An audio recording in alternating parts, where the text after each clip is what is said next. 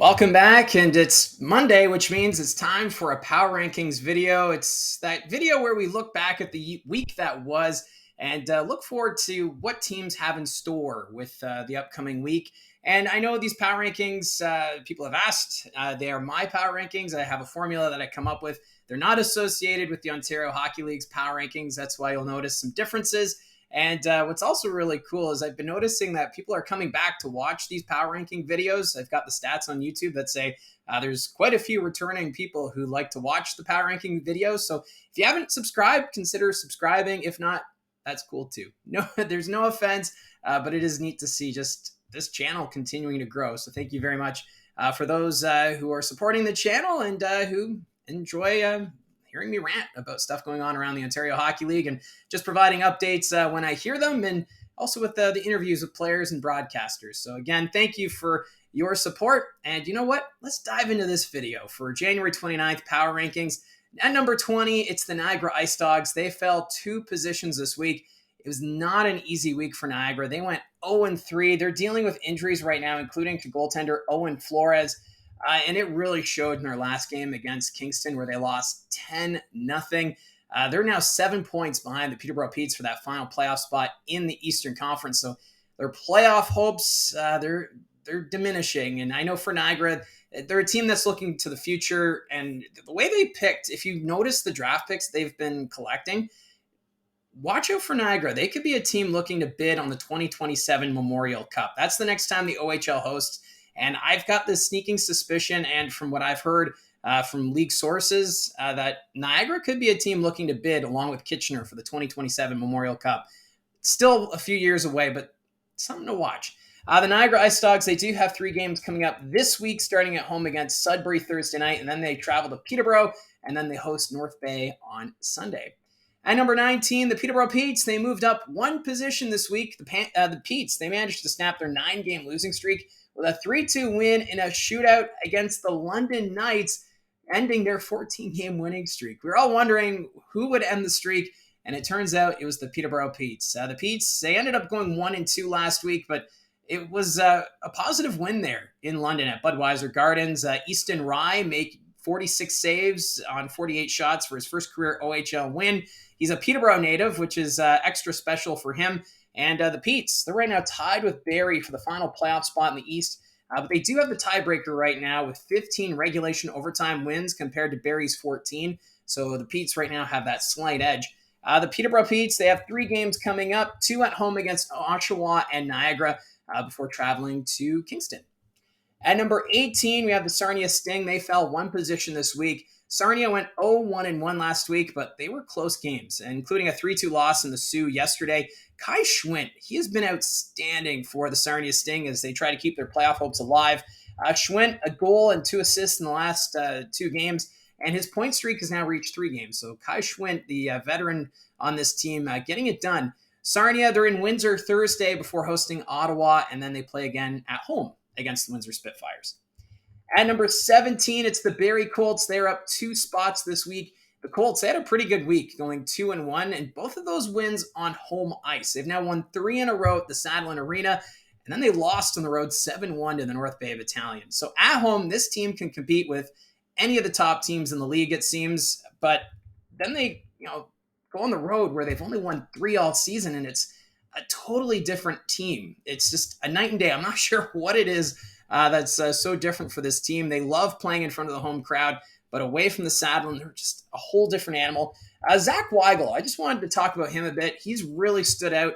He's on a line with Michael Durbridge and Kyle Morey, and they're just putting up the points. And it's a good sign for the Colts going forward. You need that depth scoring if you're going to compete for a playoff spot. And Zach Weigel getting it done. And I was able to interview him during the second intermission of the Colts game against Oshawa. We're talking about Connor Punnett and his return, and I just love how honest his answers were when talking about Connor Punnett. He said, "You've seen the footage. You know what he's capable of." So they were keeping an eye out for Connor Punnett and those open ice hits. So Zach Weigel, a good kid, and it was great to catch up with him and also just seeing him contribute quite a bit offensively of late. The Barrie Colts, they're in the middle of a 6-game road trip right now. This week they have stops in Owen Sound, Flint, and Saginaw. So it's not an easy trip for them coming up. At number 16, it's the Kingston Frontenacs. They're down one position. Kingston, they were 1-1 last week with a 10-0 win over the Ice Dogs, and then they fell to Brantford 4-2. Kingston, they have been hit and miss of late, just 4 wins in their last 10 games. So the Frontenacs sitting 7th right now in the East. They gotta. I don't know what it is with this team. You gotta wonder, when are they gonna click? Because this team, they've got some good talent up front. It's just not. They're not getting that consistency right now. But Van Williamson, he had a great week for Kingston, 4 assists in the win against Niagara, and then he added another assist against the Bulldogs. It's the first time for Williamson to get points in back-to-back games in his OHL career. So just a cool little note there for Van Williamson. So Kingston, they just have 2 games this week, both at home against Oshawa and Peterborough. At number 15, the Windsor Spitfires are down another spot. The Spitfires, they continue to sink in the power rankings. They went 1-2 last week, both of those losses coming against Saginaw. Also to note, Pasquale Zito has reportedly left the team. Nothing has been confirmed yet by the Spitfires, but if true, that's a big loss considering they acquired Zito from the North Bay Battalion at the OHL trade deadline, and he's contributed since coming over to Windsor. 3 goals, 3 assists, good for 6 points in 5 games of work. So hopefully everything's okay with Pasquale Zito. Not sure of the details, but it sounds like he has left the team. But we'll stay tuned and we'll try and figure out what exactly is going on down in Windsor. The Spitfires, 9 points behind Flint for the final playoff spot. So their playoff hopes starting to seem less and less likely right now. They have 2 games this week against the Sarnia Sting, first at home Thursday and then on the road Sunday. At number 14, it's the Mississauga Steelheads. They are up 2 positions this week. Despite the team's future uncertainty with the rumors about a move to Brampton, this team has managed 3 out of a possible 4 points, including a big win in Brantford. So the Steelheads trying to keep pace in the East. Jack Van Volsen, he seems to be waking up. Right now, he put up 2 goals, 2 assists, 4 points in the last 2 games. So Van Volsen, he had a slow start to the season, but maybe this is a sign of things to come, just to help contribute with the offense. The Steelheads, they do head up north this weekend, stopped in North Bay, Sault Ste. Marie, and Sudbury. At number 13, it's the Owen Sound Attack. They fell 3 positions this week. Owen Sound, they're such a streaky team. They went 1-1 last week, and that includes an overtime loss against the Flint Firebirds, who are looking to catch them in the Western Conference standings. Carter George, though, he was not in the lineup in the loss in Barrie. He played at the CHL Top Prospects game in New Brunswick, so he didn't come back in time, but he was solid in yesterday's 7-1 victory over the Guelph Storm, where he made 38 saves on 39 shots. So Carter George getting back in action. Just 2 home games this week for Owen Sound. Wednesday, they're against the Barrie Colts, and then they play London on Saturday. At number 12, it's the Flint Firebirds. They're up 1 position. The Firebirds played 2 on the road last week and needed overtime in both games, going 2-0. Nolan Dan, he was the overtime hero in both games against Mississauga and Owen Sound. Dan had 2 goals, 2 assists in the 2 games, and now has points in 14 of his last 15 games. So Nolan Dan getting it done right now for Flint. The Firebirds, they hold on to the 8th spot in the West by 4 points over Sarnia, and this week they play 2 at home against Barrie and Ottawa. At number 11, it's the Guelph Storm. They fell 2 positions. It was a mixed bag for Guelph last week. They went 1-1, and that 1 win was against Sarnia in overtime, where Jet Luchenko was the hero. But then earlier in the week, it was revealed that Michael Bushinger will miss significant time after undergoing surgery to repair a ligament. But they got the services of Cam Allen back. He hasn't played all season, but then he appeared in both games over the weekend, coming back from his injury. The Washington Capitals prospect, it's good to see him back. It'll take him some time to get back into the swing of things, but it's just happy to see him back in the crimson red of the Guelph Storm. The Storm, they do play a school day game in Erie Thursday before going to Kitchener, and then they're home to London. At number 10, it's the Erie Otters. They are up 2 positions. The Otters went 1-1, and they put in a pretty good effort in both of those games. It was a close one in Oshawa where they lost 6-5, and then they won in a shootout against the London Knights. Charlie Burns, he was in net for that win. He was picked up from Niagara at the OHL trade deadline, and he made his Otters debut in the win. And at the time of the trade, I was a little curious about why Niagara would send him to Erie, because he's been having a great season with the Fort Erie Meteors and the GOJHL. He looks like a solid goaltender of the future for this Otters team, and it's a great debut. He made 33 saves on 37 shots for the Otters. So Erie fans, Excited about what they're seeing there. Erie, they do play a 3-3 this week, starting at home against Guelph Thursday. They travel to London and then host the Kitchener Rangers. At number 9, it's the Ottawa 67s. They're up 2 positions. It was a great week for Ottawa. They went 3-0, including an overtime win in Oshawa last night where Henry Muse, he was the hero. Muse, very noticeable in the 3 games last week, putting up 2 goals, 3 assists. The 67s right now, third in the East Division, just 6 points back of the first place Brantford Bulldogs, 2 behind the Generals. So this division still up for grabs, and Ottawa could have an impact. The 67s, they play a 3-3 on the road this week. That's going to be a tough one. It starts in Sarnia Friday, Flint, and then Saginaw.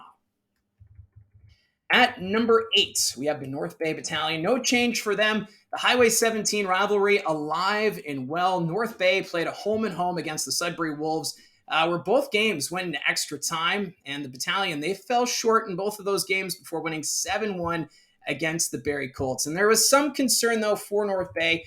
Ty Nelson, he was injured in the second game against Sudbury where he hit his head off the ice during a fight with Andre Anania. No update right now at the time of recording, but we'll have to wait and see how long Ty Nelson's going to be out of the lineup. That's a big piece on the blue line for the Battalion, so we'll have to wait and see, waiting to find out how much time, in fact, he might miss. North Bay, though, they host Mississauga Thursday before traveling to Brantford and Niagara. At number 7, the Sudbury Wolves, no change for them either. The Wolves, they won the home-and-home at the North Bay Battalion, giving them a 1-point lead in the Central Division. That battle is going to be something else. I kind of hope Sudbury and North Bay meet in the playoffs, either the second round or in the conference final. These two teams, quite competitive. It was a feisty affair in both games. Despite the wins, though, there are still some concerns about goals against. They were down 3-0 late in the first period. They were able to come back to win in overtime, but you can't do that on a regular basis. We saw that against Kitchener last month where they fell behind in the first but managed to come back against them. So the Sudbury Wolves team, we know they have the offense. It's the defense and goaltending. Can they keep the pucks out of the net? And if they can start doing that, who knows? They could be at the top of the power rankings before the end of the season. The Wolves, they do start the week on the road against Niagara and Brantford before returning home to face Mississauga on Sunday. At number 6, the Kitchener Rangers are down 2 positions.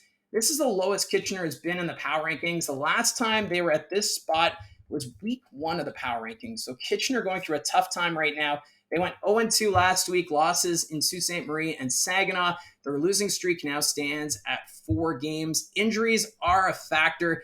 They're missing key players in those 2 games who were injured in the home-and-home against the London Knights. That includes Swick and Machar. The Rangers, though, I think they'll be able to turn it around. With the talent on this team, they should be able to do it. However, it won't be easy because they host the London Knights at the Odd tomorrow night. The rivalry between those 2 teams has gone up to the next level. There's even a feud really going off the ice over social media between play-by-play voice Mike Farwell of the Kitchener Rangers and Ryan Payette, the London Free Press reporter. If you don't follow them on X, you do get a bit of a chuckle when those 2 go at it. So a rivalry on and off the ice between London and Kitchener. And then the Rangers, they do host Guelph before traveling to Erie this week. At number 5, it's the Brantford Bulldogs.